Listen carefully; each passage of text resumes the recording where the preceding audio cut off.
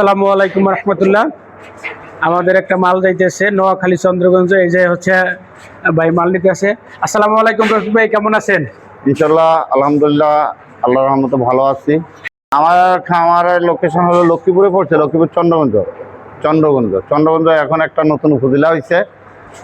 বর্তমানে সরকার আমাদের এই চন্দ্রগঞ্জকে উপজেলা ঘোষণা করছে, এটার জন্য সরকারকে ধন্যবাদ। 8,000 লেয়ার খামার আছে, এটার সাথে আমি দীর্ঘ 15 বছরের অধিক কাল যাবৎ আমি এটার সাথে জড়িত।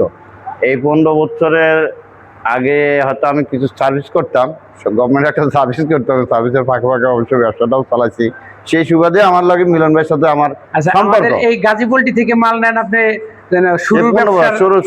শুরু থেকেই আমি মাল নিই, আমার এটা তো আমার লক্ষ্মীপুরেও আছে খাঁচা বানাক, তারপরেও ওইখানের যে ঝালাইগুলা, এই ঝালাইগুলো আমার পছন্দনীয় নয়, ঝালাইগুলো ছুটা যায় অনেক সময়।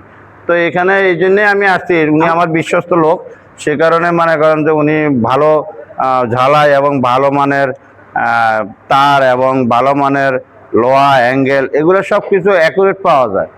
ওই অনুযায়ী দেখা গেছে এই নিয়ে সম্ভবত আপনি মানে 4 বার মাল নিলেন। হ্যাঁ 7বার দেখা গেছে 10টা খাঁচা নষ্ট হয়ে গেছে গা, এই 10টা খাঁচা আবার মিলনবার মাধ্যমে বানায়া আবার আমি দেখা গেছে পরিবহনের মাধ্যমে এটা নিয়ে যাবে।